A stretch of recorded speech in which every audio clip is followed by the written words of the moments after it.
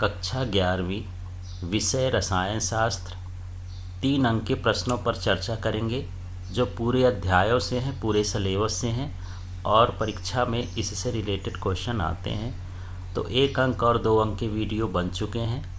21 मार्च को आपका पेपर है, तो उनको पढ़िए और इसके डिस्क्रिप्शन बॉक्स में प्लेलिस्ट की लिंक होगी और उस लिंक से आप सारा कुछ जो है देख सकते हैं, सारे चैप्टर का वीडियो देख सकते हैं। तो चलिए पहला प्रश्न इसमें से देखते हैं। तो यहाँ पहला प्रश्न है, शर्करा की सांद्रता मोल प्रति लीटर में क्या होगी यदि इसके 20 ग्राम को पर्याप्त मात्रा में जल में घोलकर अंतिम आयतन 2 लीटर बनाया जाए। तो यहाँ पर सबसे पहले ये शर्करा का सूत्र होता है C12H22O11। इसका अणुभार हम ज्ञात करते हैं। तो यहाँ कार्बन का जो अणुभार होता है वो होता है 12 और साथ में यहाँ कार्बन कितने हैं 12। तो यहाँ लिख दिए हैं 12 गुणे 12। फिर यहाँ प्लस लगाएं, हाइड्रोजन का जो अणुभार होता है वो होता है 1 और हाइड्रोजन यहाँ कितने हैं 22 हाइड्रोजन है, तो यहाँ 22 कर दिए हैं। इसके बाद यहाँ पर ऑक्सीजन का जो अणुभार होता है वो होता है 16 और इसमें जो अणुओं की संख्या हो गई ऑक्सीजन की वो हो गई 11।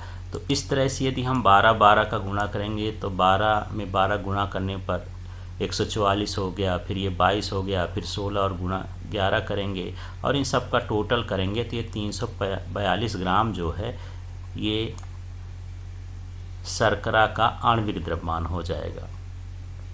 अब यहाँ पर हमको इसका जो है मोलरता ज्ञात करना है, तो यहाँ पर हम उसका भार लिखेंगे कि कितना भार है और फिर इसके वहाँ आणविक भार और यहाँ पर क्या लिखेंगे आयतन लिखेंगे।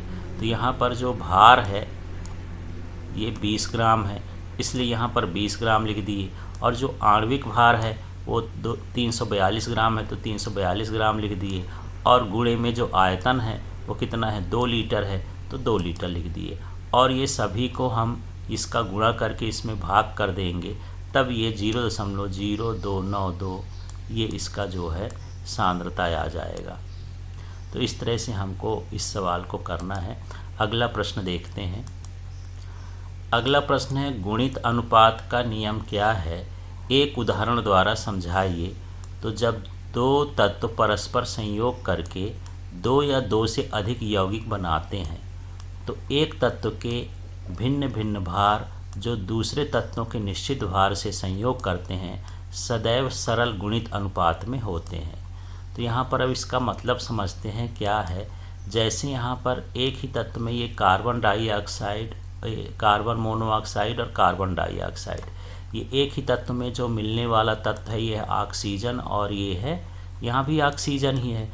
तो यहाँ इस ऑक्सीजन जो भार के अनुसार है इसमें कितना है 16 और इसमें जो भार के अनुसार है तो ऑक्सीजन 2 है, तो ये हो जाएगा 16 दूनी 32। तो यहाँ पर जो ऑक्सीजन दोनों में संयोग कर रहा है तो संयोग का जो अनुपात होगा ऑक्सीजन का वो सरल अनुपात होगा। जैसे यहाँ पर पहले में 16 था, दूसरे में 32 था, दोनों का अनुपात निकालेंगे तो 1:2 है। तो यही है जब कोई तत्व जो है निश्चित तत्व के साथ भार के साथ संयोग करता है तो वो भिन्न भिन्न यौगिकों के साथ भी सरल अनुपात में होता है। इसे ही गुणित अनुपात का नियम कहते हैं।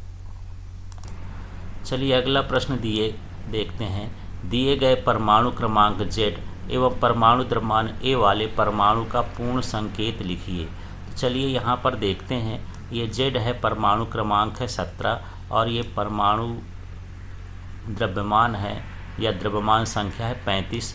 तो जो 17 है परमाणु क्रमांक क्लोरीन का होता है तो ये क्लोरीन लिख दिए हैं और परमाणु क्रमांक नीचे लिखा जाता है और उसका भार परमाणु भार ऊपर लिखा जाता है। तो नीचे 17 हो जाएगा, ऊपर 35 हो जाएगा।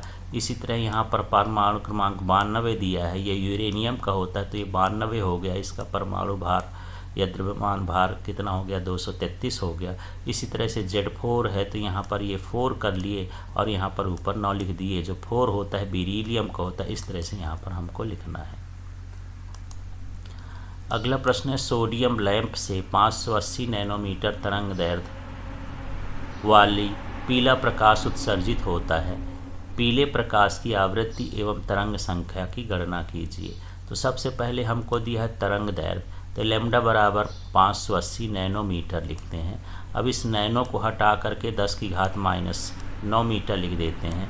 और यहाँ जो प्रकाश की चाल होती इसमें दी नहीं रहती, आपको ध्यान रखना होगा। c बराबर 3 × 10⁸ मीटर प्रति सेकंड है। हमको निकालना है आवृत्ति, तो आवृत्ति का सूत्र ये होता है न्यू बराबर c/λ। तो यहाँ c का मान 3 × 10⁸ है और लैम्डा का मान ये है, तो ये रख दिए हैं। अब यहाँ पर हम एक काम कर रहे हैं, यहाँ से जैसे 8 था तो इस 8 को हम क्या करें हैं 5 कर दिए हैं। इसका मतलब 3 शून्य हम ये 3000 के साथ लिख लिए हैं। और ऐसा इसलिए किए हैं कि ये 580 से इसको भाग करने में आसानी हो जाए, इसलिए इसको इससे बड़ा बना दिए। अब यहाँ पर क्या किए, इसको भाग करेंगे तो 5.17 आ जाएगा। ये -9 है, ऊपर जाके 5 में जुड़ जाएगा तो 10⁻14 हर्ज हो जाएगा। इस तरह से आवृत्ति हो जाएगी। अब निकालना है तरंग संख्या, तो तरंग संख्या को ये भी बार बराबर लिखते हैं 1/λ। तो 1/λ हो गया, लैम्डा का मान ये है, इसी को हम यहाँ लिख दिए हैं। अब ये 10⁻⁻9 है, इसको ऊपर ले जाके +9 कर दिए हैं। अब फिर से हम इसको बड़ा बनाएंगे, तो इसमें से 3 शून्य यहाँ ले लेते हैं, तो 1000 हो गया। 1000 में इसका भाग करेंगे तो 1.732 हो जाएगा 10�6 प्रति मीटर। इस तरह से इसकी तरंग संख्या आ जाएगी। अब अगला क्वेश्चन है SBT नोटेशन का उपयोग करते हुए कक्षक का निम्न क्वांटम संख्याओं की व्याख्या करिए। तो देखते हैं यहाँ यदि n बराबर 1 है, l बराबर 0 है तो कौन सा कक्षक होगा। तो यहाँ पर देखिए यदि n का मान 1 है तो मुख्य क्वांटम संख्या 1 ही हो जाएगी, और जब l का मान 0 होता है तो वो क्या होता है यस, तो यहाँ यस आ गया। फिर n बराबर 3 है तो ये 3 ही रहेगा। यहाँ l का मान 1 है तो 1 के लिए क्या लिखते हैं p लिखते हैं। फिर यहाँ n का मान 4 है तो ये 4 हो गया। ये 2 है, 2 के लिए क्या लिखते हैं d लिखते हैं। फिर यहाँ n का मान 4 है तो यहाँ 4 ही लिखेंगे, 3 के लिए क्या होता है f होता है। तो l का मान समझ लेना, यदि 0 हो तो वो यस कक्षक को बताता है, यस उपकोष को, और ये 1 हो तो p को, 2 हो तो d को, और 3 हो तो ये किसको बताता है f को बताता है। इस तरह से यहाँ पर हम निकाल के रखेंगे इनका मान। अगला प्रश्न है परमाणु तथा आयन में क्या अंतर है। तो देखते हैं परमाणु और आयन, तो यह पूर्णतः उदासीन होता है परमाणु, यह धन आवेशित या ऋण आवेशित हो सकता है आयन। इसमें प्रोटॉनों और इलेक्ट्रॉनों की संख्या समान होती है, इसमें प्रोटॉनों और इलेक्ट्रॉनों की संख्या समान नहीं होती है। परमाणु अस्थायी होता है तथा रासायनिक अभिक्रिया में भाग लेता है। आयन विलयन अवस्था में स्थायी होता है।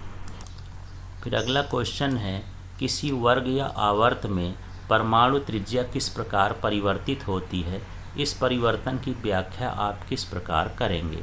तो किसी आवर्त में बाएं से दाएं जाने पर परमाणु त्रिज्या का मान घटता है, क्योंकि परमाणु क्रमांक बढ़ने से प्रभावी नाभिकीय आवेश बढ़ते जाता है और कोषों की संख्या स्थिर होती है, जिससे बाह्यतम इलेक्ट्रॉनों का नाभिक से आकर्षण बढ़ता है। इसके बाद है किसी वर्ग में ऊपर से नीचे जाने पर परमाणु त्रिज्या बढ़ती है, क्योंकि नीचे जाने पर वर्ग में कोषों की संख्या बढ़ती जाती है। फिर है क्वेश्चन किसी तत्व के द्वितीय आयनन विभव का मान प्रथम आयनन विभव से अधिक होता है, क्यों। किसी परमाणु से एक इलेक्ट्रॉन निकल जाने से नाभिकीय आवेश बढ़ जाता है, जिससे आयनिक त्रिज्या परमाणु त्रिज्या से कम हो जाती है, जिसके फलस्वरूप संयोजी कोष के इलेक्ट्रॉन तथा नाभिक के बीच आकर्षण बल बढ़ जाता है, जिसके कारण बाहरी कोष में द्वितीय इलेक्ट्रॉन निकालने के लिए ज़्यादा ऊर्जा की आवश्यकता होती है। इसलिए द्वितीय आयनन विभव का मान प्रथम आयनन विभव से उच्च होता है। फिर है परिरक्षण प्रभाव से आप क्या समझते हैं। इलेक्ट्रॉनों के बीच लगने वाले प्रतिकर्षण बल नाभिक द्वारा बाहरी कोष पर लग रहे आकर्षण बल को कम कर देता है, जिसके कारण संयोजी कोष में उपस्थित इलेक्ट्रॉन नाभिक द्वारा दृढ़ता से बंधे नहीं रहते हैं। इसे परिरक्षण प्रभाव कहते हैं। अगला प्रश्न है सभी संक्रमण तत्व डी ब्लॉक के तत्व हैं, परंतु सभी डी ब्लॉक के तत्व संक्रमण तत्व नहीं है, व्याख्या कीजिए। तो जिन तत्वों के अंतिम इलेक्ट्रॉन डी कक्षक में प्रवेश करते हैं संक्रमण तत्व कहलाते हैं और ये आंशिक रूप से भरे होते हैं। इन तत्वों का सामान्य बाह्यतम इलेक्ट्रॉनिक विन्यास N-1 D1 से 10 और NS12 होता है। जिंक, कैडमियम और Hg संक्रमण तत्वों की विशेषताएं नहीं दर्शाते हैं, क्योंकि इन तत्वों की आद्य अवस्था तथा सामान्य ऑक्सीकरण अवस्था में डी कक्षक पूर्णतः भरे होते हैं, अतः इन्हें संक्रमण तत्व नहीं माना जा सकता है। तो इस तरह से सभी तत्व जो है संक्रमण तत्व होते भी हैं और नहीं भी होते हैं। अगला है विकर्ण संबंध किसे कहते हैं, उदाहरण देकर स्पष्ट कीजिए। द्वितीय एवं तृतीय आवर्त में एक दूसरे के विकर्णतः उपस्थित तत्वों के गुणों में समानता होती है, इसे विकर्ण संबंध कहते हैं। यहाँ उदाहरण देख लेते हैं। ये द्वितीय आवर्त के तत्व हैं, ये तृतीय आवर्त के तत्व हैं। ये विकर्णतः समानता दर्शाते हैं। ये तो सीधा सीधा इसका है विकर्ण संबंध कि द्वितीय आवर्त के तत्व तृतीय आवर्त के साथ विकर्णतः समानता दर्शाते हैं गुणों में, तो इसे विकर्ण संबंध कहते हैं। जैसे लिथियम और मैग्नीशियम के बीच कुछ समानताएं रहती हैं, बेरिलियम और एल्युमिनियम के बीच कुछ समानताएं रहती हैं, और ये बोरान और सिलिकॉन के बीच कुछ समानताएं रहती हैं, तो इसे ही विकर्ण संबंध कहते हैं। अगला प्रश्न देखते हैं, नाइट्रोजन का आयनन विभव ऑक्सीजन से अधिक है, क्यों? तो नाइट्रोजन ये 7 होता है और इसका इलेक्ट्रॉनिक विन्यास करेंगे तो 1s2 2s2 2p3 होता है, और इसी तरह से ऑक्सीजन में 8 होता है, ये NS2 2s2 और 2p4 होता है। तो यहाँ पर आप देख रहे हैं कि P में अधिकतम 6 इलेक्ट्रॉन होते हैं और इसमें 3 ही इलेक्ट्रॉन हैं, मतलब ये अर्ध पूर्ण उपकोष है। और यहाँ पर जो है 3 इलेक्ट्रॉन से ज़्यादा है, अर्धपूर्ण से अधिक है। तो जो अर्धपूर्ण कक्षक होते हैं वो अधिक स्थायी होते हैं। तो यहाँ पर नाइट्रोजन का जो P उपकोष है अर्धपूर्ण उपकोष है जो अधिक स्थायी है, इसलिए N परमाणु में से एक इलेक्ट्रॉन निकालने के लिए अधिक ऊर्जा की आवश्यकता होती है। इसके आयनन विभव का मान उच्च होता है। फिर क्वेश्चन, इलेक्ट्रॉनों की आबंधी युग्म तथा एकाकी युग्म से क्या समझते हैं, प्रत्येक को एक एक उदाहरण द्वारा स्पष्ट कीजिए। तो इलेक्ट्रॉनों के वे युग्म जो 2 परमाणुओं के मध्य साझा करके बंध बनाते हैं आबंधी युग्म कहलाते हैं, जबकि परमाणु पर उपस्थित वे इलेक्ट्रॉन युग्म जो बंध बनाने में भाग नहीं लेते एकाकी इलेक्ट्रॉन युग्म कहलाते हैं। तो जैसे यहाँ पर ऑक्सीजन है तो यहाँ पर ऑक्सीजन का एक इलेक्ट्रॉन और हाइड्रोजन का एक इलेक्ट्रॉन मिल करके एक आबंध की रचना करता है, तो ये क्या कहलाया, आबंधी युग्म कहलाया। इसी तरह से यहाँ पर हाइड्रोजन और ऑक्सीजन का ये भी क्या कहलाया, आबंधी इलेक्ट्रॉन युग्म कहला गया। लेकिन ये इलेक्ट्रॉन बंध निर्माण में भाग नहीं लेता, ये उपस्थित भर होता है इलेक्ट्रॉनों का जोड़ा, इसे एकाकी इलेक्ट्रॉन युग्म कहते हैं। फिर यहाँ SO3 NO2 और NO3- की अनुनादी संरचनाएं हमको बनाना है। तो अनुनादी संरचनाएं वो संरचनाएं होती हैं जो एक ही यौगिक की भिन्न भिन्न अवस्था में हो सकती हैं। तो यहाँ पर देख लेते हैं, ये देखिए SO3 की अनुनादी संरचना है। तो यहाँ पर ये जो सल्फर है, यहाँ एक जोड़ा इलेक्ट्रॉन ऑक्सीजन को देता है, यहाँ भी ऑक्सीजन को देता है, ये ऑक्सीजन से 2 बंध द्वारा जुड़ा होता है। अब यहाँ पर क्या हो रहा है कि ये बंध कहाँ आ गया, नीचे आ गया, ये वाला बंध इधर चला गया, फिर यहाँ पर ये हो गया। तो इस अणु की 3 संरचनाएं संभावित हो सकती हैं, और ये तीनों ही संरचनाएं तो SO3 की ही हैं। तो ऐसी संरचनाओं को हम क्या बोलते हैं, अनुनादी संरचनाएं। इसमें जो बंध का संरचना है और अणुओं को जुड़ने का क्रम है क्रमशः अलग अलग होता जाता है। तो यहाँ पर कुछ नहीं है, एक एक अणु आपको इधर बढ़ाते जाना, जैसे ये वाला बंध इधर चला जाएगा, फिर ये इधर चला जाएगा, ये चक्र से है, तब तक हमको चलना है जब तक ये पुनः उसी स्थिति में वापस न आ जाए। इसी तरह से यहाँ पर देखिए NO2 की अनुनादी संरचना। तो यहाँ पर ये नाइट्रोजन है, तो नाइट्रोजन जो है ऑक्सीजन के साथ 2 बंधों द्वारा जुड़ता है, एक ऑक्सीजन के साथ ये उपसहसंयोजी बंध द्वारा जुड़ता है। अब इन बंधों में आपसी में परिवर्तन हो जाता है, जैसे ये वाला बंध इधर चला गया, ये वाला बंध इधर चला गया, तो इसकी अनुनादी संरचना हो गई। अब यहाँ ये NO3 की अनुनादी संरचना है, माने नाइट्रोजन के साथ 3 ऑक्सीजन जुड़े हैं, तो यहाँ पर एक ऑक्सीजन इस तरह से डबल बंध द्वारा जुड़ा है, एक जो ऑक्सीजन है उपसह संयोजी बंध द्वारा जुड़ता है, और एक ये सिंगल बंध द्वारा जुड़ता है क्योंकि इसमें एक ऋणात्मक मान है। अब इसमें क्या करना है, ये क्रम से आप चाहे जैसा चाहें वैसा बदल सकते हैं। तो इसको ये बंध यहाँ कर सकते हैं, ये वाला बंध यहाँ कर सकते हैं, ये वाला बंध यहाँ कर सकते हैं। तो इस तरह से यहाँ पर संरचना देख लीजिए, इस तरह से ये संरचना क्या होती है, बन रही है। तो इस तरह से ये संरचना है। फिर अगला है ध्रुवीय सहसंयोजी आबंध से आप क्या समझते हैं, उदाहरण सहित व्याख्या कीजिए। तो सहसंयोजी बंध में विद्युत ऋणात्मकता में अंतर के कारण आबंधित इलेक्ट्रॉन युग्म अधिक विद्युत ऋणात्मक परमाणु की ओर विस्थापित हो जाता है, जिससे विद्युत ऋणात्मक परमाणु में आंशिक रूप से ऋणावेश तथा दूसरे परमाणु में आंशिक धनावेश उत्पन्न हो जाता है। ऐसा बंध ध्रुवीय सहसंयोजी बंध कहलाता है।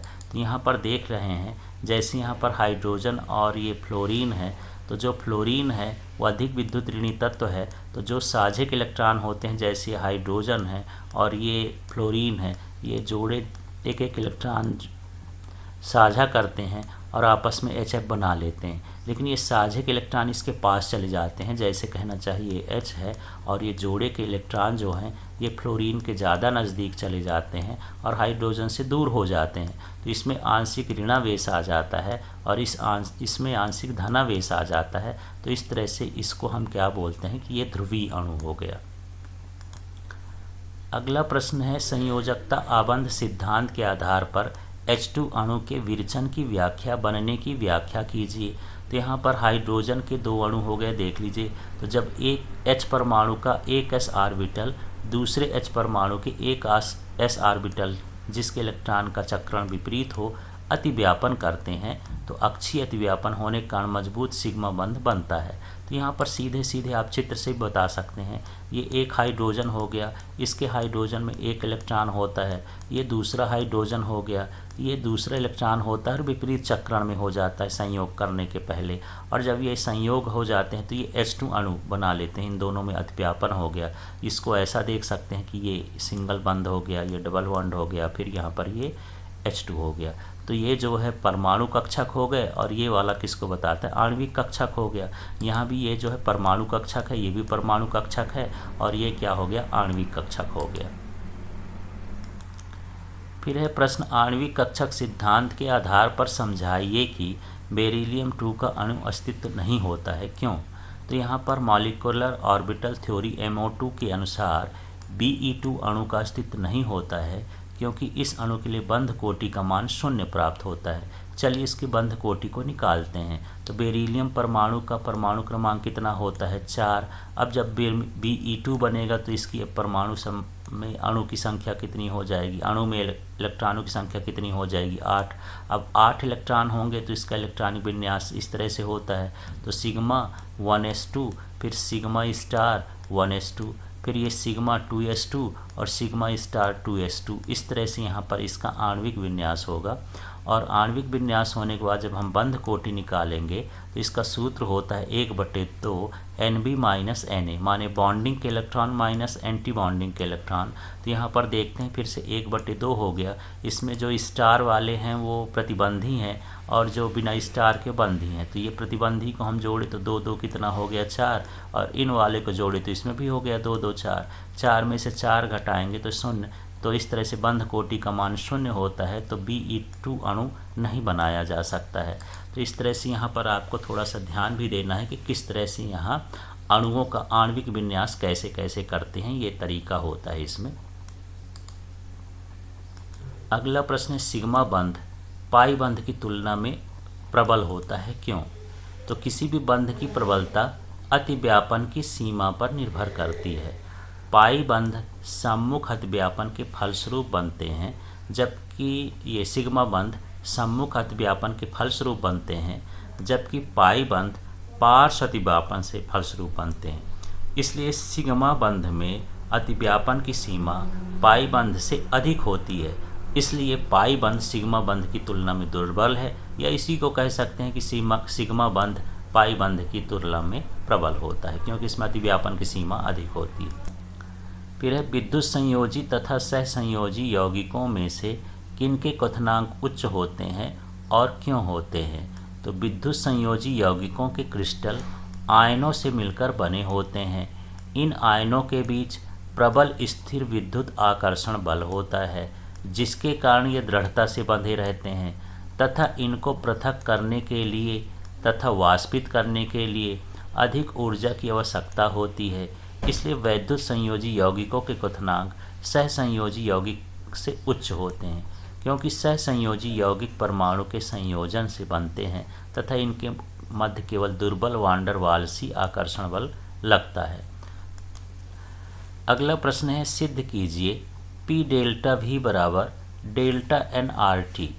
तो आदर्श गैस समीकरण से PV बराबर nRT यदि प्रारंभिक अवस्था में गैस का आयतन V1 तथा गैस के मोलों की संख्या N1 हो तो PV1 बराबर N1RT होता है।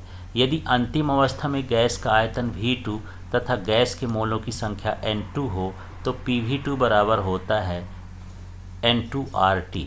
अब समीकरण 2 में से एक को माइनस कर देंगे। तो आपको समझना है ये वाला समीकरण है, इस समीकरण को हमको 2 बार लिखना है। एक प्रारंभिक अवस्था के लिए लिखना है और एक अंतिम अवस्था के लिए लिखना है। केवल V1 N1 लिखा है, इसमें V2 N2 लिख दिए हैं।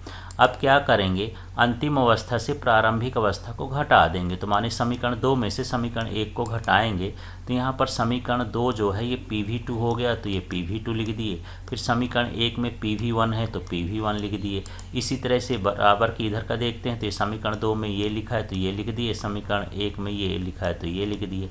अब क्या करेंगे, इसमें P कॉमन है तो P कॉमन ले लेंगे और इसमें जो है RT कॉमन है तो RT कॉमन ले लेंगे। और ये जो आयतनों का अंतर है उसको डेल भी लिखना है और यहाँ मोलों का जो अंतर है उसे डेल्टा n लिख देना है। अगला प्रश्न है, ऊष्मागतिकी का प्रथम नियम या ऊर्जा संरक्षण का नियम क्या है, इसका गणितीय व्यंजक लिखिए। तो इस नियम के अनुसार ऊर्जा को ना तो उत्पन्न किया जा सकता है और ना ही नष्ट किया जा सकता है, इसे केवल एक रूप से दूसरे रूप में परिवर्तित किया जा सकता है। यही ऊष्मागतिकी का प्रथम नियम है या ऊर्जा संरक्षण का नियम है। इसका गणितीय व्यंजक देखते हैं। माना किसी निकाय की आंतरिक ऊर्जा U1 है तथा यह परिवेश से Q ऊष्मा अवशोषित करता है, अतः इसकी आंतरिक ऊर्जा बढ़ करके U1 + Q हो जाती है। पहले से ऊर्जा उसके पास इतनी थी, ऊष्मा ले लिया तो U1 + Q हो गया, ऊर्जा का मान बढ़ गया। यदि निकाय पर W कार्य किया जाता है तो आंतरिक ऊर्जा बढ़ करके U1 + Q + डेल्टा W हो जाएगी तथा यह U2 के बराबर होगी। तो यहाँ पर हम मान लेते हैं कि ये जो U2 है तो ये हो गया U1 + Q + W। अब क्या करेंगे, इसमें U1 का पक्षांतर कर दिए हैं और यहाँ Q + W बच गया है। अब U2 से U1 माने आंतरिक ऊर्जा में परिवर्तन को डेल्टा U लिखते हैं तो यहाँ डेल्टा U हो गया। तो ये इसका गणितीय रूप हो जाएगा, डेल्टा U बराबर Q + W। अगला प्रश्न है, उत्क्रमणीय प्रक्रम तथा अनुत्क्रमणीय प्रक्रम में अंतर स्पष्ट कीजिए। तो चलिए सबसे पहले समझते हैं उत्क्रमणीय अनुत्क्रमणीय प्रक्रम। ये प्रक्रम अत्यंत धीमी गति से संचालित होता है। उत्क्रमणीय प्रक्रम, यह प्रक्रम तेजी से घटित होता है। इसमें संचालनकारी व विपरीतकारी बलों के बीच अंतर अत्यंत सूक्ष्म होता है। इसमें संचालनकारी बल में काफ़ी अंतर होता है। यह अधिकांशतः सैद्धांतिक प्रक्रम होते हैं। ये अधिकांशतः वास्तविक व स्वतः प्रवर्तित होते हैं। इन प्रक्रमों को पूर्ण होने में अधिक समय लगता है। इनको पूर्ण होने में निश्चित समय लगता है। इन प्रक्रमों में किया गया कार्य अधिकतम होता है। इन प्रक्रमों में किया गया कार्य अधिकतम नहीं होता है। प्रक्रम के दौरान किसी भी समय साम्यावस्था होती है। प्रक्रिया पूर्ण होने के पश्चात ही साम्यावस्था प्राप्त हो जाती है। तो इस तरह से अंतर हैं। 3 नंबर का है तो 3 अंतर लिख देना है, 4 नंबर का है तो 4 अंतर लिख देना है। अगला है Cp - Cv बराबर कैपिटल R व्यंजक को स्थापित कीजिए। तो यहाँ इनके बीच संबंध देखते हैं क्या है ये। तो स्थिर आयतन पर QV, स्थिर आयतन पर जो ऊष्मा है, Q का मतलब ऊष्मा है, ये होता है Cv डेल्टा T और ये आंतरिक ऊर्जा के बराबर होता है डेल्टा U के बराबर। इस तरह से इसको लिख देना है। इसी प्रकार स्थिर दाब पर हम लिखते हैं तो पूरा यही लिखेंगे, सिर्फ जहाँ जहाँ V आया उसकी जगह पर क्या लिख देना है P, और ये एंथैल्पी परिवर्तन के बराबर होता है। अब यहाँ पर 1 मोल आदर्श गैस हेतु जो एंथैल्पी परिवर्तन होता है डेल्टा H बराबर delta U plus delta PV होता है। अब यहाँ पर डेल्टा H डेल्टा U ये लिख दिए। अब ये जो PV है तो आदर्श गैस समीकरण के अनुसार PV बराबर क्या होता है RT, यहाँ RT लिख दिए हैं। ये डेल्टा को हम अंदर जाने देते हैं क्योंकि R तो नियतांक है तो इसमें परिवर्तन नहीं हो सकता, तो R बाहर कर दिए, डेल्टा इसमें लगा दिए हैं। अब हम मान रख देंगे इनमें। मान कैसे कैसे रखेंगे देख लीजिए। तो यहाँ सीधा सीधा है, ये लिखा है डेल्टा H, तो यहाँ पर डेल्टा H का मान देखिए, ये क्या है CP डेल्टा T, तो यहाँ पर लिख दिए CP डेल्टा T। इसके बाद यहाँ पर लिखा है डेल्टा U, तो यहाँ पर देखिए डेल्टा U का मान कितना है, ये CV डेल्टा T है तो ये CV डेल्टा T लिख दिए। R डेल्टा T तो पहले से लिखा था। अब यहाँ पर डेल्टा T से यदि भाग देंगे तो ये सभी डेल्टा T कट जाएंगे, तो अपने पास क्या बचेगा, यहाँ CP, यहाँ CV और यहाँ क्या बचा R। अब एक स्टेप में इसका हम क्या कर देंगे, पक्षांतर कर देंगे। CP है ही, CV इधर आ जाएगा तो माइनस CV बराबर R, और इसी को हम क्या कहते हैं, मेयर संबंध कहते हैं। अगला प्रश्न देखते हैं। 300 केल्विन ताप पर एक अभिक्रिया के लिए साम्य स्थिरांक 10 है, डेल्टा G का मान क्या होगा, R बराबर इतना दिया है। तो चलिए यहाँ पर देखते हैं, जो डेल्टा G का सूत्र होता है मुक्त ऊर्जा का, मानक मुक्त ऊर्जा का, तो -2.303 RT log K होता है। अब यहाँ -2.303 ये लिख दिए, R का मान ये लिख दिए, यहाँ T का मान 300 केल्विन दिया है तो 300 लिख दिए, K का मान जो है log 10 है, ये साम्य स्थिरांक 10 दिया है तो यहाँ पर 10 लिख दिए। अब यहाँ पर log 10 का जो मान होता है वो 1 होता है, बाकी इन चीज़ों का गुणा कर देंगे तो इस तरह से इसकी ऊर्जा आ जाएगी, तो यहाँ पर मुक्त ऊर्जा का मान इतना हो जाएगा। अगला प्रश्न है, समांगी तथा विषमांगी साम्यावस्था को उदाहरण सहित समझाइए। तो सबसे पहले समांगी साम्यावस्था को समझते हैं। जब रासायनिक साम्यावस्था में अभिकारक तथा उत्पादों की भौतिक अवस्था एक समान हो तो उसे समांगी साम्यावस्था कहते हैं। यहाँ पर देखिए अभिकारक हैं, ये गैसीय अवस्था में है, और यहाँ पर उत्पाद है, ये भी गैसीय अवस्था में है। तो जब अभिकारक उत्पाद की भौतिक अवस्था समान हो तो समांगी कहला गया, और यदि यही असमान हो तो ये क्या कहलाता है, विषमांगी कहलाता है। जैसे यहाँ पर देख लेते हैं, ये सॉलिड स्टेट में है, S है माने ये ठोस अवस्था में है, ये ठोस अवस्था में है, ये गैसीय अवस्था में है, तो यहाँ पर अवस्थाएं, भौतिक अवस्थाएं अलग अलग हैं, इसलिए विषमांगी साम्यावस्था कहला गया। फिर है pH मान क्या है, स्पष्ट कीजिए। तो किसी विलयन की अम्लीयता एवं क्षारीयता को व्यक्त करने के लिए सन 1909 में सोरेनसन ने एक पैमाना प्रस्तुत किया जिसे pH मापक्रम स्केल कहते हैं। यदि आपको सन याद नहीं है, साइंटिस्ट का नाम याद नहीं है तो ज़्यादा ज़रूरी नहीं है, बस यहाँ लिख देना किसी विलयन की अम्लीयता और क्षारीयता को व्यक्त करने के लिए जो स्केल प्रयुक्त की जाती है उसे pH स्केल कहते हैं। अब ये कैसे करती है, किसी विलयन का pH मान उसके H+ आयन सांद्रण का ऋण चिन्ह के साथ 10 आधार पर लघुगणक होता है। आप इस सूत्र से भी इसकी परिभाषा कर सकते हैं कि किसी का pH मान जो होता है वो हाइड्रोजन आयन की सांद्रता के लॉग आधार 10 के ऋणात्मक मान के बराबर होता है। इस तरह से आप इसको अपने शब्दों में लिख सकते हैं। फिर क्वेश्चन है, स्थिर ताप पर बंद पात्र में एक द्रव अपनी वाष्प के साम्यावस्था में है तथा अचानक पात्र का आयतन बढ़ जाता है तो वाष्प दाब में क्या प्रभाव पड़ेगा, प्रारंभिक वाष्पन तथा संघनन की दर में क्या परिवर्तन हुआ, क्या होता है जब अंत में पुनः साम्यावस्था आती है तथा अंतिम वाष्प दाब क्या होगा। तो प्रारंभ में जब आयतन बढ़ता है तो वाष्प दाब घटता है क्योंकि समान मात्रा की वाष्प बड़े स्थान पर बढ़ जाती है। दूसरा है प्रारंभिक वाष्पन तथा संघनन की दर में क्या परिवर्तन होगा। तो यहाँ वाष्पन की आयतन बढ़ जाएगा तो वाष्पन की दर प्रारंभ में बढ़ जाएगी क्योंकि ज़्यादा स्थान उपलब्ध हो जाएगा, परंतु इकाई आयतन में उपस्थित वाष्प घटती है। आयतन बढ़ने पर इसके संघनन की दर प्रारंभ में घटती है। इसके बाद है अंत में साम्यावस्था फिर स्थापित हो जाती है जब अग्र क्रिया तथा प्रतीप क्रिया की दर बराबर हो जाती है। अतः वाष्प दाब नहीं बदलता है क्योंकि ये ताप पर निर्भर करता है, पात्र के आयतन पर निर्भर नहीं करता है। चलिए अगला प्रश्न देखते हैं। निम्न रासायनिक साम्य के लिए K का मान ज्ञात कीजिए जबकि साम्यावस्था में सांद्रण। तो यहाँ पर SO2 का ये सांद्रण दिया है, O2 का सांद्रण दिया है और SO3 1.9 m ये सांद्रण दिया है और ये रासायनिक समीकरण दिया है। तो सबसे पहले ये रासायनिक समीकरण लिखेंगे और ये जो Kc निकालेंगे, सांद्रण साम्य स्थिरांक निकालेंगे। इसमें सबसे पहले ये उत्पाद को लिखते हैं। तो देखिए यहाँ SO3 हो गया और इसमें जो अणुओं की संख्या 2 है तो यहाँ अणुओं की संख्या ऊपर लिखी जाती है। इसके बाद हमको क्या लिखना है, अभिकारक लिखना है ये। तो यहाँ पर क्या है, SO2 है और ये SO2 लिख करके इसमें अणु की संख्या 2 है तो 2 लिख दिए। यहाँ O2 है तो O2 इसमें अणु की संख्या 1 है, 1 लिखें या न लिखें ज़रूरी नहीं रहता है। अब इनका मान रख देंगे। जैसे यहाँ SO3 है तो SO3 का सांद्रण 1.9 है तो यहाँ 1.9 लिख दिए हैं। इसका स्क्वायर है तो स्क्वायर लगा दिए हैं। इसी तरह से यहाँ पर SO2 का है तो यहाँ पर SO2 का ये सांद्रण लिख दिए हैं और इसमें स्क्वायर है तो स्क्वायर लगा दिए हैं। इसी तरह O2 का है तो O2 का सांद्रण लिख दिए हैं ये।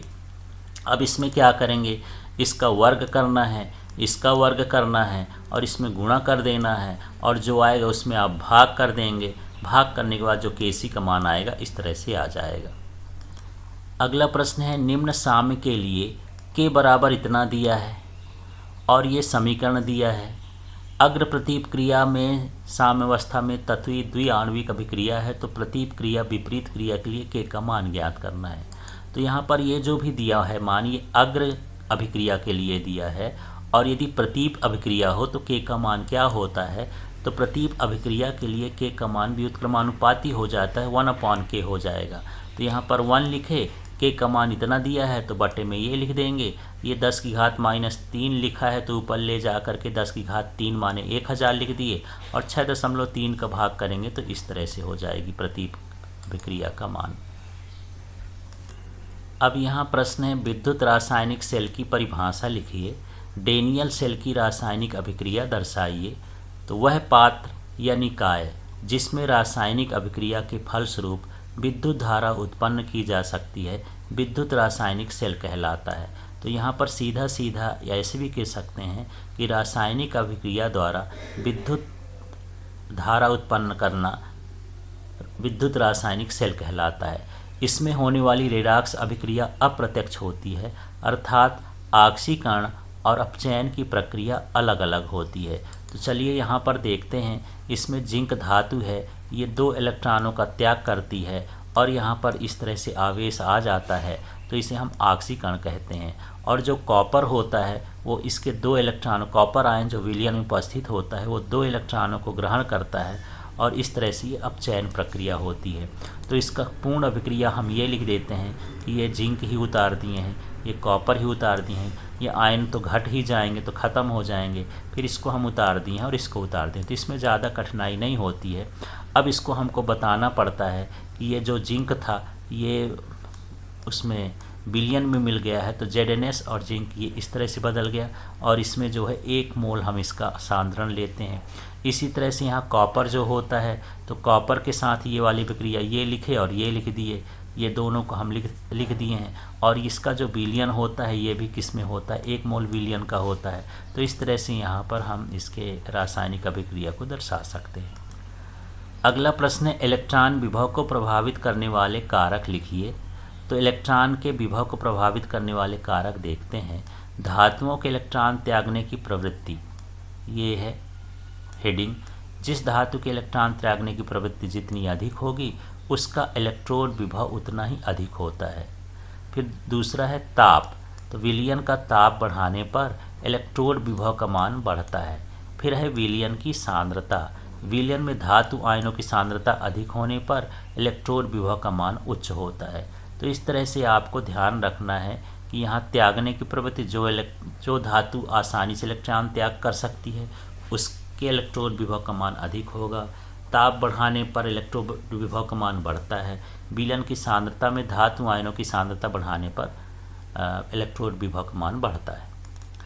फिर अगला प्रश्न है, विद्युत अपघटनी सेल तथा विद्युत रासायनिक सेल में अंतर लिखिए। तो चलिए देखते हैं विद्युत अपघटनी सेल क्या है।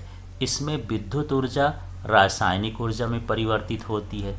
अब ये सेल है विद्युत रासायनिक सेल, इसमें रासायनिक ऊर्जा विद्युत ऊर्जा में परिवर्तित होती है। तो एक दूसरे का ये उल्टा है। रेडॉक्स अभिक्रिया प्रत्यक्ष विधि द्वारा होती है, इसमें रेडॉक्स अभिक्रिया अप्रत्यक्ष विधि द्वारा होती है। लवण सेतु की इसमें कोई आवश्यकता नहीं होती, लवण सेतु की आवश्यकता होती है। एनोड धन ध्रुव तथा कैथोड ऋण ध्रुव होता है, जबकि यहाँ एनोड ऋण ध्रुव और कैथोड धन ध्रुव होता है। अगला है निम्नलिखित तत्वों पर विचार कीजिए। Caesium, neon, iodine, fluorine. उस तत्व की पहचान करो जो केवल ऋण ऑक्सीकरण अवस्था देता है। तो यहाँ पर ये जो फ्लोरीन होता है केवल ये ऋण ऑक्सीकरण अवस्था देता है, सर्वाधिक विद्युत ऋणी तत्व होता है। इसके बाद ये है जो केवल धन ऑक्सीकरण अवस्था देता है। तो ये सीजियम है, केवल ये धनात्मक ऑक्सीकरण अवस्था देता है, इलेक्ट्रॉन का त्याग करता है। इसके बाद ये जो धन और ऋण दोनों अवस्थाएं देता है। तो यहाँ पर ये जो आयोडीन है ये धन और ऋण -1 से लेकर के +7 तक इसकी ऑक्सीकरण अवस्थाएं हो सकती हैं। इसके बाद यहाँ पर जो कोई भी ऑक्सीकरण अवस्था प्रदर्शित नहीं करता तो ये नियान होता है, क्योंकि ये अक्रिय धातु होती है, इसके बाह्य कोश पूर्णतः भरे होते हैं, तो यहाँ पर ये कोई ऑक्सीकरण अवस्था को प्रदर्शित नहीं करता है। अगला देखिए, इलेक्ट्रॉन स्नेही तथा नाभिक स्नेही अभिकर्मक में अंतर लिखिए। तो चलिए इलेक्ट्रॉन स्नेही क्या है। यह इलेक्ट्रॉन न्यून होता है, माने इसमें इलेक्ट्रॉन की कमी होती है, इसमें इलेक्ट्रॉन की अधिकता होती है। सामान्यतः संयोजी कोष में 8 इलेक्ट्रॉन से कम इलेक्ट्रॉन होते हैं। सामान्यतः संयोजी कोष में 8 इलेक्ट्रॉन होते हैं। ये धन विद्युती आयन होते हैं, ये ऋण विद्युती आयन होते हैं। उदासीन अणु जिनके अष्टक अपूर्ण होते हैं, इलेक्ट्रॉन युग्म ग्राही होते हैं। इनके अष्टक अपूर्ण होंगे तो इलेक्ट्रॉनों को ग्रहण कर लेंगे, मतलब अन्य इलेक्ट्रॉन से प्रेम करते हैं, इसलिए यहाँ पर स्नेही लगता है, इलेक्ट्रॉन को ग्रहण करते हैं और ये इलेक्ट्रॉन को ये देते हैं, युग्मदाता हैं ये लुईस अम्ल होते हैं, ये लुईस क्षार होते हैं। ये अणु उस स्थान पर आक्रमण करते हैं जहाँ इलेक्ट्रॉन घनत्व न्यूनतम होता है, और इसी को बोलना है जहाँ इलेक्ट्रॉन घनत्व अधिकतम होता है। चलिए फिर अगला प्रश्न देखते हैं। क्या कारण है कि कार्बन बहुत अधिक संख्या में यौगिक बनाता है, अथवा कार्बन की अद्वितीय प्रकृति को समझाइए। तो चलिए समझते हैं कार्बनिक यौगिकों की अधिकता पाए जाने के क्या कारण हैं। तो सबसे पहले श्रृंखलन का गुण समझते हैं। कभी कभी ये 2 नंबर में ही पूछ देता है श्रृंखलन क्या है, तो यहीं से उसकी परिभाषा आप समझ सकते हैं। किसी तत्व के 2 या 2 से अधिक परमाणु का सहसंयोजक बंध द्वारा श्रृंखला बनाने की प्रवृत्ति को श्रृंखलन कहते हैं। कार्बन परमाणु में श्रृंखला की प्रवृत्ति सबसे अधिक होती है। आप देखे होंगे कि कार्बन कई तरह के ऐसे जुड़ते ही जाते हैं, या तो सीधी श्रृंखला हो सकती है या शाखित श्रृंखला हो सकती है। इस तरह से कार्बन आपस में जुड़ करके एक लंबी श्रृंखला का निर्माण करते हैं और इसमें ये विशेष गुण पाया जाता है, इसलिए ये श्रृंखलन गुण के कारण अधिकतम यौगिक बना सकता है। फिर दूसरा है कार्बन कार्बन परमाणु के मध्य प्रबल बंध। तो दूसरा कारण ये है कि कार्बन परमाणु का आकार अत्यंत छोटा होता है, इससे कार्बन परमाणु के अर्धमूल कक्षकों का अतिव्यापन अत्यधिक सरलता से अधिक सीमा तक हो सकता है। फलस्वरूप इनके बीच जो बना बंध है अत्यधिक दृढ़ और प्रबल होता है, इसलिए भी ये अधिक मात्रा में प्रकृति में पाए जाते हैं। दूसरा है बहुआबंध बनाने की प्रवृत्ति। तो कार्बन परमाणु अपने छोटे आकार के कारण अन्य परमाणु जैसे CHON के साथ सरलता से संयोग करके द्विआबंध और त्रिआबंध बना सकता है। कार्बन खुद से ही द्विआबंध और त्रिआबंध, ये कार्बन कार्बन में डबल बॉन्ड भी पाया जाता है, ये ट्रिपल बॉन्ड भी पाया जाता है, और यहाँ पर कार्बन में सिंगल बंध भी पाया जाता है। तो इस तरह से कई बंधों को बना लेता है। अगला है समवायता। तो जब 2 या 2 से अधिक यौगिक के अणुसूत्र समान हो लेकिन उनकी संरचना सूत्र में भिन्नता हो तो ऐसे यौगिकों को समावयवी कहते हैं। इस गुण को समावयता कहते हैं। यह गुण कार्बन में अधिकतम है, अतः इन उपयुक्त गुणों के कारण ही कार्बन जो है अद्वितीय होता है, इसकी प्रकृति अद्वितीय होती है और ये अधिक संख्या में कार्बनिक यौगिकों का निर्माण करते हैं। चलिए अगला प्रश्न देखते हैं। कार्बनिक यौगिक और अकार्बनिक यौगिक में अंतर। तो ये कार्बन तथा कुछ अन्य तत्व जैसे hydrogen, oxygen, nitrogen, sulphur, phosphorus इत्यादि के संयोग से बनते हैं। ये कार्बनिक यौगिक के अंतर्गत आते हैं। ये यौगिक सभी तत्वों के द्वारा बनाए जा सकते हैं। इन तत्वों को छोड़ करके ये सहसंयोजी यौगिक होते हैं। अधिकांश अकार्बनिक यौगिक वैद्युत संयोजी होते हैं, लेकिन कुछ यौगिक सहसंयोजी तथा उपसहसंयोजी भी होते हैं। ये वैद्युत अपघट्य नहीं होते हैं। कार्बनिक यौगिक ये वैद्युत अपघट्य होते हैं। इनके गलनांक क्वथनांक कम होते हैं। इनके गलनांक क्वथनांक उच्च होते हैं। ये जल में अविलेय परंतु कार्बनिक विलायकों में विलेय होते हैं।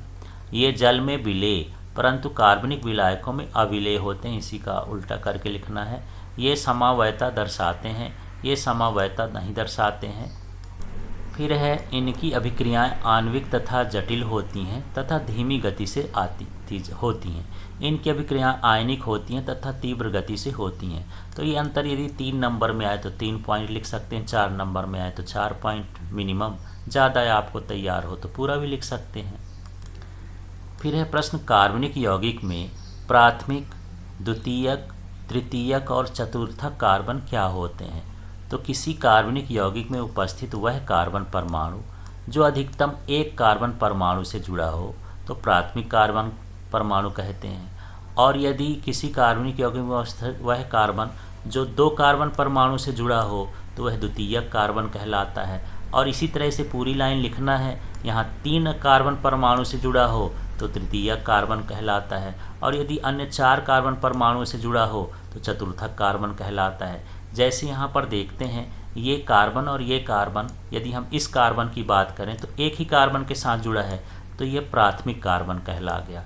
इसके बाद हम इस कार्बन की बात करते हैं तो ये इधर के कार्बन से भी जुड़ा है, इधर के कार्बन से भी जुड़ा है, तो 2 कार्बन से जुड़ा है तो ये द्वितीयक कहला गया। यदि हम इसकी बात करें तो ये जो बीच का कार्बन है इससे भी जुड़ा है, यहाँ इससे भी जुड़ा है, यहाँ इससे भी जुड़ा है, यहाँ इससे भी जुड़ा है ये कार्बन से। तो इस तरह से ये 4 कार्बन से जुड़ा है तो ये जो है चतुर्थक कार्बन कहला गया। फिर इस कार्बन की बात करें तो ये कार्बन, एक कार्बन ये हो गया, 2 कार्बन ये हो गया, 3 कार्बन। तो इस तरह से 3 कार्बन से जुड़ा है तो ये तृतीयक कार्बन हो गया। तो ये संरचना बना करके आप समझा सकते हैं। यदि आपसे ये उदाहरण बन जाए तो ठीक है, नहीं एक केवल परिभाषा पर लिख देना है। फिर अगला प्रश्न है, मध्यावयता तथा चलायवयता समवयता के उदाहरण सही समझाएं। तो चलिए मध्यावयता को समझते हैं। जब 2 या 2 से अधिक यौगिकों के अणुसूत्र समान हों और उनमें उपस्थित क्रियात्मक समूह भी समान हों, लेकिन उनसे जुड़े एल्किल समूह में भिन्नता हो, तो इस प्रकार उत्पन्न समवयता को मध्यावयता कहते हैं। तो क्रियात्मक समूह अलग हो, केवल एल्किल समूह में अंतर हो। जैसे यहाँ पर ये है ब्यूटिल, एथिल, ईथर। और यहाँ पर जो दूसरा है, और ये देख लेते हैं, ये जो अणुसूत्र है, ये अणुसूत्र है C4H10O, ये दोनों के लिए अणुसूत्र है। यहाँ पर देखना है, यहाँ पर जो ये है एथिल माने डाई एथिल ईथर है ये वाला। और यहाँ पर ये क्या है, मेथिल प्रोपिल ईथर। तो यहाँ पर दोनों का क्रियात्मक समूह समान है, ये भी ईथर है, ये भी ईथर है, बस यहाँ एल्किल समूह में भिन्नता आ गई है। तो जब क्रियात्मक समूह समान होता है और एल्किल समूह में भिन्नता होती है तो इसे मध्यावयता कहते हैं। जैसे दोनों का अणुसूत्र तो एक जैसे C4, इसमें भी 4 कार्बन है, इसमें भी 4 कार्बन, हाइड्रोजन इसमें 10 हैं, इसमें भी हाइड्रोजन 10 हैं, ऑक्सीजन 1 है, इसमें भी ऑक्सीजन 1 है, ये भी ईथर है, ये भी ईथर है, लेकिन एल्किल समूह अलग अलग तरीके से जुड़ा हुआ है, इसलिए मध्यावयता कहते हैं। इसके बाद यहाँ पर चलायवयता की बात करते हैं। तो यह एक विशेष प्रकार की क्रियात्मक समवयता है जिसमें दोनों समयावी साम्यावस्था में होते हैं तथा सरलता से एक दूसरे में परिवर्तित हो जाते हैं। इस प्रकार की समवयता तब उत्पन्न होती है जब हाइड्रोजन या एल्किल समूह द्विबंध या त्रिबंध दोनों तरफ से दोलन करता है। तो यहाँ पर देख लेते हैं, ये C, ये साइनाइड है तो यह C ट्रिपल बॉन्ड N हो गया। फिर यहाँ पर N इधर जुड़ गया, आइसोसाइनाइड में बदल गया है। तो यहाँ पर ये क्या हो रहा है कि कार्बन और नाइट्रोजन के बीच जो है आपस में विस्थापित हो रहा है, क्योंकि ये दोनों लगभग समान आकार के होते हैं, समान प्रकृति के होते हैं, इसलिए ये अपने आप को इस तरह से विस्थापित कर लेते हैं। तो यहाँ पर जब इस तरह का विस्थापन होता है कि क्रियात्मक समूह के बीच में ही आपस में अणुओं में सरलता से परिवर्तन हो जाता है, तो इसे चलावयता कहते हैं। अगला प्रश्न है प्रति मार्कोनिकॉफ नियम या पराक्साइड प्रभाव या खराश प्रभाव क्या है, एक उदाहरण दीजिए। तो ये 3 नाम है, इसको पराक्साइड प्रभाव भी बोलते हैं, खराश प्रभाव भी बोलते हैं, प्रति मार्कोनिकॉफ नियम भी बोलते हैं। तो यहाँ देखिए, यदि कार्बनिक पराक्साइड जैसे बेंजाइल पराक्साइड की उपस्थिति में असममित एल्कीन या एल्काइन पर असममित अभिकर्मक का योग कराया जाता है तो अभिकर्मक मार्कोनिकॉफ नियम के विपरीत होता है। इसी अभिक्रिया को प्रति मार्कोनिकॉफ नियम या पराक्साइड प्रभाव कहते हैं या खराश प्रभाव कहते हैं। यहाँ पर देख लीजिए, ये असममित एल्कीन है।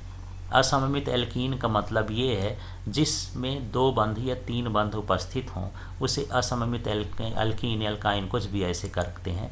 और यहाँ पर जो है इससे अभिक्रिया हो गई बेंजाइल पराक्साइड की उपस्थिति में। तो यहाँ पर सीधे जो है ये एक हाइड्रोजन, यहाँ योग अभिक्रिया है, ये हाइड्रोजन यहाँ जुड़ गया है और यहाँ पर Br इसके साथ जुड़ गया है। तो यहाँ पर क्या है, जो मार्कोनिकॉफ का नियम है, यहाँ पर क्लोराइड जुड़ना था और यहाँ पर जो है हाइड्रोजन जुड़ना था, उल्टा जुड़ना था, लेकिन इसमें उल्टा हो रहा है। यदि मार्कोनिकॉफ की क्रिया होती तो यहाँ पर क्या जुड़ता, Br, और यहाँ पर क्या जुड़ता, CH3 जुड़ता। लेकिन यहाँ पर प्रति मार्कोनिकॉफ में क्या हो रहा है, ये हाइड्रोजन इधर चला जा रहा है कम कार्बन के साथ और ब्रोमीन इधर जुड़ रहा है, इसलिए इसे प्रति मार्कोनिकॉफ का नियम कहते हैं। और ये तभी होता है जब बेंजाइल पराक्साइड की उपस्थिति होती है, तो इसलिए इसको पराक्साइड प्रभाव भी कहा जाता है। आपको समझ में आया होगा कि मार्कोनिकॉफ और प्रति मार्कोनिकॉफ में क्या अंतर है। यहाँ पर जो हाइड्रोजन है, यदि मान दें क्लोराइड आयन है, ये जो है कम कार्बन वाले से न जुड़ करके अधिक कार्बन वाले को विस्थापित कर देता है, जबकि हाइड्रोजन कम कार्बन वाले के साथ जुड़ जाता है। अगला प्रश्न है एथेन, एथिलीन तथा एसिटिलीन में विभेद कैसे करते हैं, परीक्षण सहित समझाइए। तो ये परीक्षण है, एल्केन है, एल्कीन है, एल्काइन है, इसको एथेन, एथीन, एथिलीन और एसिटिलीन में भी पूछ सकता है, तो यही आपको लिखना है। तो पहला परीक्षण होता है बेयर अभिकर्मक द्वारा, तो इसमें कोई अभिक्रिया नहीं होती है, ये रंगहीन हो जाता है, ये भी रंगहीन हो जाता है। ब्रोमीन जल से अभिक्रिया कराएं तो ये कोई अभिक्रिया नहीं करता, ये रंगहीन हो जाता है, ये भी रंगहीन हो जाता है। फिर अमोनिया में सिल्वर नाइट्रेट के साथ अभिक्रिया कराएं तो ये कोई अभिक्रिया नहीं करता, ये भी कोई अभिक्रिया नहीं करता, ये सिल्वर एसिटालाइड का सफ़ेद अवक्षेप देता है। तो इस तरह से इन परीक्षणों द्वारा इनमें विभेद कर सकते हैं। अगला प्रश्न देखते हैं, सेट-जेफ का नियम क्या है, उदाहरण सहित समझाइए। तो यदि एल्किल हैलाइड में से हाइड्रोजन हैलाइड का विलोपन किया जाता है तो यह भिन्न भिन्न प्रकार से हो सकता है और एल्कीन प्राप्त होता है। इस नियम के अनुसार हाइड्रोजन का विलोपन उस कार्बन से होता है जहां हाइड्रोजन की संख्या कम हो। तो यहाँ पर देखिए हाइड्रोजन हैलाइड है, अब यहाँ पर हम इसके हैलाइड का विलोपन करना चाहते हैं, इसको हटाना चाहते हैं। तो जब ये हटेगा तो साथ में एक हाइड्रोजन भी कम होता है, तो हाइड्रोजन उस से कम होगा जिस पर जो है हाइड्रोजन की मात्रा कम होगी। तो यहाँ पर देख रहे हैं ये CH3 है, ये CH2 है, ये CH3 है। तो यहाँ पर हाइड्रोजन जब ये जुड़ा है, इसको छोड़ करके इसमें हाइड्रोजन कम है, तो यहाँ से हाइड्रोजन कम हो जाएगा और मुख्य उत्पाद यही बनेगा। तो देखिए यहाँ पर ये CH3 बन गया, इससे हाइड्रोजन कम हो गया तो CH हो गया। अब यहाँ से ब्रोमीन हटा तो ये तो CH रहेगा और ये CH3 हो गया। तो इस तरह से यहाँ पर ये जो है मुख्य उत्पाद बनता है। अल्प में हाइड्रोजन यहाँ से भी हट जाता है, तो यहाँ से हाइड्रोजन हट करके यहाँ से इस तरह से बन जाता है। तो यहाँ पर जो हाइलाइड का विलोपन होता है 2 भिन्न तरीक़ों से हो जाता है। अधिकतर हाइड्रोजन वहीं से कम होता है जहाँ पर हाइड्रोजन की संख्या क्या होती है, कम होती है। अगला प्रश्न है पैराफिन्स, ओलिफिन्स या एसिड एवं एसिटिलीन की निम्न बिंदुओं पर तुलना कीजिए। तो यहाँ IUPAC नाम है, सामान्य सूत्र है, क्रियाशीलता है, ब्रोमीन जल से अभिक्रिया है। तो यहाँ पर देखते हैं ये अंतर हो गए कि हमको इन चीज़ों पर अंतर करना है। इसके बाद हम देख लेते हैं पैराफिन्स का मतलब एल्केन, इसका IUPAC नाम है, ओलिफिन्स माने एल्कीन, और एसिटिलीन का मतलब क्या होता है, एल्काइन होता है। तो सामान्य सूत्र CnH2n+2, यहाँ पर CnH2n होता है, यहाँ CnH2n-2 होता है। फिर है क्रियाशीलता, तो तो ये पैराफिन्स सबसे कम क्रियाशील होते हैं, अधिक क्रियाशील होते हैं, सबसे अधिक क्रियाशील होते हैं। जैसे जैसे बंधों की संख्या बढ़ती जाती है क्रियाशीलता भी बढ़ती जाती है। फिर ब्रोमीन जल से क्रिया है तो इसमें कोई अभिक्रिया नहीं होती है, रंगहीन हो जाते हैं, ये भी रंगहीन हो जाते हैं। इस तरह से इनमें तुलना है। फिर है प्रश्न मार्कोनी-कॉफ नियम क्या है, उदाहरण सहित समझाइए। तो जब असममित एल्कीन पर असममित अभिकर्मक का योग होता है तो सामान्यतः युग्म बंध पर जुड़ने वाले आक्रमणकारी समूह का ऋणात्मक भाग द्वितीय बंध से जुड़े उस कार्बन से जुड़ता है जिस पर हाइड्रोजन की संख्या न्यूनतम होती है तथा धनात्मक भाग कम प्रतिस्थापित वाले कार्बन से जुड़ता है। तो चलिए यहाँ पर देखते हैं। जैसे यहाँ पर ये CH3 ये जो भी है ना, ये प्रोपीन है। अब इस प्रोपीन में हम HCl की अभिक्रिया कराते हैं तो यहाँ पर जो क्लोरीन है माने हैलाइड है, तो हैलाइड उस पर कार्बन परमाणु से जुड़ेगा जिस पर हाइड्रोजन की संख्या कम होती है। तो यहाँ पर ये हाइड्रोजन की संख्या कम है इसलिए यहाँ पर ये जुड़ गया है। अब यहाँ पर जो हाइड्रोजन एक बचा है ये अंतिम में इधर की ओर जुड़ जाता है और ये जो होता है मुख्य उत्पाद तो यही बनता है, अल्प उत्पाद ये बन जाता है CH3 CH2 CH2L। तो मुख्य उत्पाद ये वाली अभिक्रिया के लिए। चलिए फिर अगला प्रश्न देखते हैं। एल्केन की प्रतिस्थापन अभिक्रिया को उदाहरण सहित समझाइए। तो वह अभिक्रिया जिसमें किसी यौगिक में उपस्थित परमाणु किसी अन्य परमाणु या मूलक से इस प्रकार प्रतिस्थापित होता है कि यौगिक की आंतरिक संरचना में कोई परिवर्तन नहीं आता, तो इसे प्रतिस्थापन अभिक्रिया कहते हैं।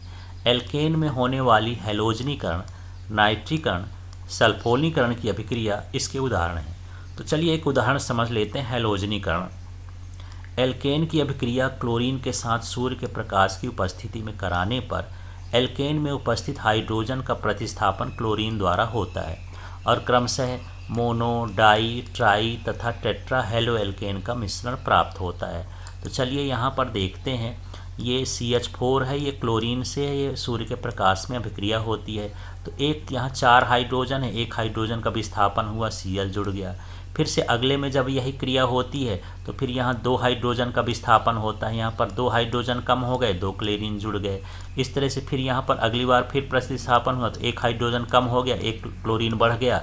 इसी तरह से यहाँ पर फिर ये अगला है तो यहाँ पर 4 हाइड्रोजन हट गए और 4 क्लोरीन जुड़ गए। तो इस तरह से ये जो अभी हाइलोजनीकरण की क्रिया है ये एक तरह की प्रतिस्थापन क्रिया है। यहाँ पर हाइड्रोजन हटता जाता है और क्लोरीन क्रमशः जुड़ता जाता है।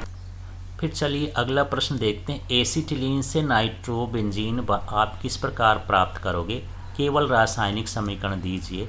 तो यहाँ पर देख लीजिए ये 3CH और ट्रिपल बॉन्ड CS है, ये एसिटिलीन है, C2H2 इसको बोलते हैं। यहाँ रक्त तप्त Fe की नली है, 873 केल्विन का ताप है। अब यहाँ पर जब हम इससे क्रिया कराते हैं तो ये बेंजीन हमको प्राप्त हो जाता है। इसको हम चक्रीय बहुलीकरण कहते हैं। ये बहुलीकरण तो हो गई, यही अणु बार बार जुड़ गए तो ये चक्रीय बहुलीकरण की क्रिया हो गई। अब हम इसको सांद्र HNO3 और सांद्र H2SO4 की उपस्थिति में 333 केल्विन ताप पर हम गर्म करते हैं तो इस क्रिया को नाइट्रीकरण कहते हैं। तो यहाँ से एक इसका नाइट्रो समूह इसमें जुड़ जाता है और नाइट्रोबेंजीन प्राप्त हो जाता है। तो इस तरह से हमको रासायनिक समीकरण में बताना है। अगला प्रश्न है कोल्बे की वैद्युत अपघटन अभिक्रिया को समीकरण सहित लिखिए। तो यहाँ कोल्बे के देख लेते हैं। जब मोनोकार्बोक्सिलिक अम्ल के सोडियम या पोटेशियम लवण के सांद्र जलीय विलयन का वैद्युत अपघटन कराने पर एनोड पर एल्केन प्राप्त होता है। तो यहाँ पर देख लीजिए ये कार्बोक्सिलिक अम्ल का सोडियम लवण है, ये सोडियम लवण कहला गया, या पोटेशियम लवण है। अब इसको हम क्या करेंगे, ये जलीय विलयन के साथ क्या कराएंगे, वैद्युत अपघटन कराते हैं तो हमको एल्केन प्राप्त होता है और साथ में ये भी प्राप्त होती है। इसको आप लिखो या न लिखो ज़रूरी नहीं है, आपको ये लिखना ज़रूरी है। तो इस तरह से कोल्बे अभिक्रिया जो है एल्केन बनाने की एक अभिक्रिया होती है। तो यहाँ से 3 अंक के प्रश्न समाप्त होते हैं। आपको बाकी अच्छे से तैयारी करना है और पूरे प्रश्नों को समझना है। तो चैप्टर वाइज वीडियो बने हैं, आप उसकी प्लेलिस्ट में जाके सारे वीडियो देख सकते हैं। बाकी आप ये 3 अंक के प्रश्न जो हैं पूरे पाठों से हैं, इसकी तैयारी करिए, इन्हीं में से क्वेश्चन आएंगे। Thank you.